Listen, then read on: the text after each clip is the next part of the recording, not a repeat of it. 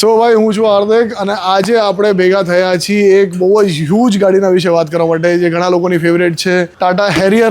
વાતો ઘણી થતી હોય છે, લોકોને એમ હોય છે કે ભાઈ આ ગાડી લેવી ના લેવી, પણ પછી એવું લાગે છે હેવી મેટલ બોક્સ છે, શું સફેદ હાથી છે, શું ખર્ચો વધારે છે કે બરાબર છે. એ જ વાત કરવા માટે આ ગાડીના ઓનર સાથે જ આપણે વાત કરશું. 1 લાખ કિલોમીટર ગાડી ચાલી ગઈ છે, પણ ગાડી છે यूपी ની, એટલે કે ગુજરાતના નથી ભાઈ, भाई यूपी થી છે.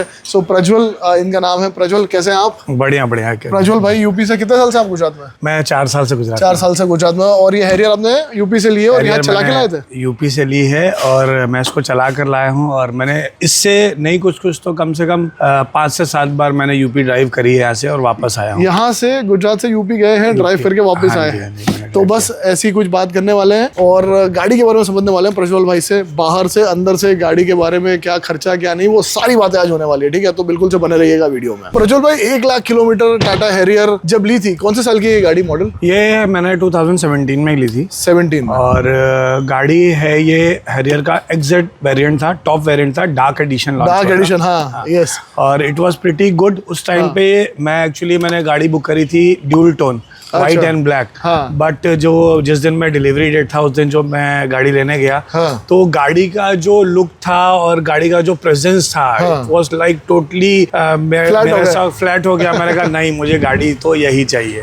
और गाड़ी का अभी तक का एक्सपीरियंस की बात करूंगा तो बहुत अच्छा है. मैं ये कह सकता हूँ कि अगर मुझे दूसरी गाड़ी बाय करनी होगी, लेनी होगी, तो मैं वापस में हैरियर खरीद सकता हूँ. इतने सालों बाद भी, इतने सालों बाद, इतना ड्राइव करने के बाद. और सबसे अच्छी चीज है कि गाड़ी में 1 लाख किलोमीटर चलने के बाद अभी तक कोई भी ऐसी चीज नहीं है जिसमें कि अपने को ज्यादा खर्चा आया हो या सर्विस में ऐसा कुछ हुआ हो. अच्छा. ऐसा अभी तक कुछ भी नहीं हुआ है. मतलब जो मैंने काफी सुना है कि भाई टाटा में ऐसा होता है कि आपको सेफ्टी पूरी मिलती है, बट फिर कहीं ना कहीं आप इंटीरियर्स में ले लो या फिर अपने सर्विस में ले लो या इंजन में प्रॉब्लम के चलते ले लो, तो वो सब चीज में आपको कुछ अभी तक 1 लाख किलोमीटर चलने के बाद मुझे ऐसा कुछ भी प्रॉब्लम नहीं आया. मैं आपको एक छोटा सा इंसिडेंट शेयर करूंगा. मैं एक्चुअली, मेरा कंस्ट्रक्शन का वर्क है, तो हमने गाड़ी साइड में पार्क की हुई थी रोड में, और हम यहाँ से गए थे रोड से अपनी साइट विजिट करने.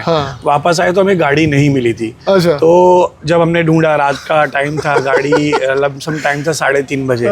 तो जब हम आए, गाड़ी हमें नहीं मिली. फिर हमने टॉर्च जलाई तो हमने देखा गाड़ी हमारी रोड से नीचे थी. और हुआ क्या, कोई ट्रक वाला आया, उसने गाड़ी को राइट साइड के पैनल पे हिट किया. तो लेफ्ट साइड पे ढलान होने की वजह से गाड़ी 12 फुट नीचे चली गई थी. फिर गाड़ी हमने वहां से टो कराई, गाड़ी बाहर निकली. गाड़ी बाहर निकलने के बाद गाड़ी का लेफ्ट वाला काफी एरिया डैमेज हो चुका था.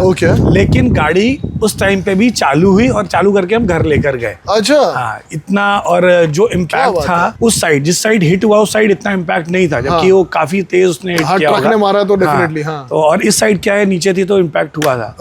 और रही बात ड्राइविंग एक्सपीरियंस की, तो मैं कानपुर से सूरत आता हूँ 1400 किलोमीटर्स.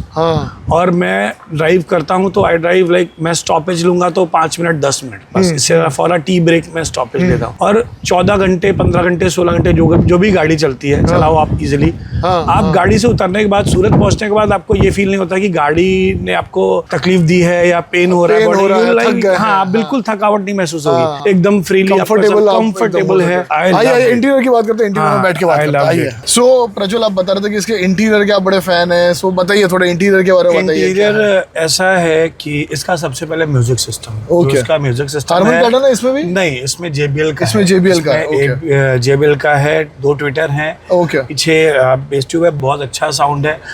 गाड़ी की पसंद जो है, एक होता है जब गाड़ी क्यों लेते हैं, मतलब क्यों पसंद करते हैं, तो मेरा प्रेफरेंस आता था जब मैं गाड़ी लेने गया तो मुझे उस टाइम इसका म्यूजिक सिस्टम माइंड ब्लोइंग लगा. लिटरली इट वाज टचवुड कि हाँ, क्योंकि आप जब ट्रेवल करो, आप लॉन्ग रूट्स पे जाओ, तो गाड़ी का एक जो अंदर का वाइब्स होना चाहिए, बहुत थोड़ा सा कैबिन एक्सपीरियंस जो है. यस. और स्पेस की बात करें तो अपना, जैसे हाइट हमारी 6 फीट जैसी है, तो हमारे लेग्स के लिए एकदम कंफर्टेबली. और हम ऊपर भी काफी जगह, ऊपर भी है. फिर अपना हाइट एडजस्ट होता है सीट की, ऊपर नीचे आगे पीछे. और ओवरऑल ड्राइविंग एक्सपीरियंस तो ऐसा था हमारा कि हम सूरत से केदारनाथ गए थे. वी ड्रोव टू सूरत से हम दिल्ली गए, फिर हम दिल्ली से केदारनाथ गए. और एवरेज की बात करेंगे, डीजल गाड़ी अगर ऑन रोड आपको 16-17 का एवरेज दे रही है हाईवे पर, तो दैट्स गुड.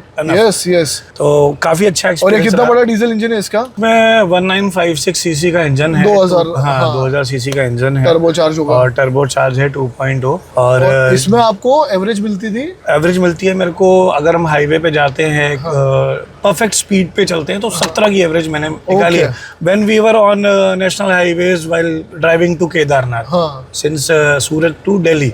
हाँ। और फिर इसमें हमको ऑप्शंस मिल जाते हैं, स्पोर्ट्स मोड मिल जाएगा, इको मोड मिल जाएगा, हाँ, सिटी हाँ, मोड of मिल course। जाएगा। और स्पोर्ट्स मोड में आपकी जो इंजन की पावर है, हाँ। आज गाड़ी को 5 साल होने के बाद भी अगर आप स्पोर्ट्स मोड में चलाओगे तो you will feel the same kick जो अच्छा। आप गाड़ी शुरुआत जब में ले ली थे, थी। हाँ, हाँ। आपको पिकअप, आपको पावर दिख जाएगी कि आप जो ड्राइव करना चाहते हो स्पोर्ट्स। क्या बात है। तो जब आप ये 2017 में ले रहे थे तो इसके सामने क्या ऑप्शन थे जो आप फाइनल करने वाले थे? एक्चुअली मैं जीप कंपास के लिए गया था, तो मेरा प्लानिंग टोटली ये था कि हम जीप कंपास लेने वाले हैं। दैट वाइल फिर ये हुआ एक बार लेट्स गो फॉर हैरियर। तो वो क्यों हुआ? क्योंकि अब जीप कंपास खुद में 4x4 काफी बेटर गाड़ी है, और यहाँ पे फिर टाटा हैरियर, तो क्या सेफ्टी वाला एंगल तब बहुत ज्यादा था 2017 में 5 स्टार? और एक्चुअली में सेफ्टी वाला कंसर्न था, और उस टाइम पर हैरियर हो गई या टाटा की अदर जो गाड़ियां हैं वो एनकैप में एकदम टॉप लेवल पे थी कि सब में 5 स्टार रेटिंग चल रही है। उस टाइम तो एक वो फैक्टर भी था, फिर एक इंडियन ब्रांड को प्रमोट करने का था, टाटा है अपना दिल से उसको प्रमोट करते हैं, उसका भी एक फैक्टर था कि हम इसको प्रमोट करते हैं। और फिर हमने गाड़ी जब टेस्ट ड्राइव ली तो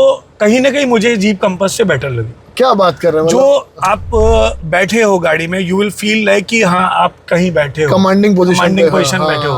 वाइल इसको अगर जीप कंपास से कंपेयर करेंगे तो थोड़ा सा आपको उसमें ऐसा लगेगा थोड़ा सा नीचे बैठे हो। ओके, क्योंकि वो थोड़ा स्पोर्टियर ज्यादा है मेरे हिसाब से, और ये मुझे लगता है कि प्रॉपर एकदम हार्ड बल्कि है, हार्डकोर है, क्योंकि इसके पहले मेरे पास टाटा सफारी थी। तो अरे हाँ, और सफारी के बाद तो फिर हैरियर बनता है, तो मेरे पास ये ऑप्शन था कि हम जीप कंपास में ना जाके टाटा। तो अब आपने मुझे इतनी सारी अच्छी बातें बताई, तो लेकिन अब इतने 5 साल चलाया, 1 लाख किलोमीटर चलाया, बुरी बात अगर कोई भी इंसान अगर आज हैरियर लेना चाह रहा है तो अगर उसको आप कुछ बताया कि भाई इन चीजों का तो ध्यान रखना चाहिए, तो कुछ बुरी बातें क्या लगी होगी? सी, अगर मेरा एक्सपीरियंस मैं आपको कहूँ ना कि बुरी बात, तो मेरे साथ ऐसा अभी तक कुछ बुरा नहीं हुआ। पर रस्टिंग के इशू टाटा में सुना है काफी, और ये सब चीजें अभी 5 साल हो रहे हैं गाड़ी को, तो वो थोड़ा बहुत जो है, कहीं जैसे डिग्गी का एक पार्ट है, वहाँ पे थोड़ा बहुत पेंट कैसा लग रहा है कि हो सकता है अगर उसको टाइम से रिपेयर नहीं करा तो रस्टिंग चालू हो जाएगी। तो माइट भी टाटा को इस चीज पे थोड़ा सा कहीं ना कहीं वर्कआउट करना पड़ेगा।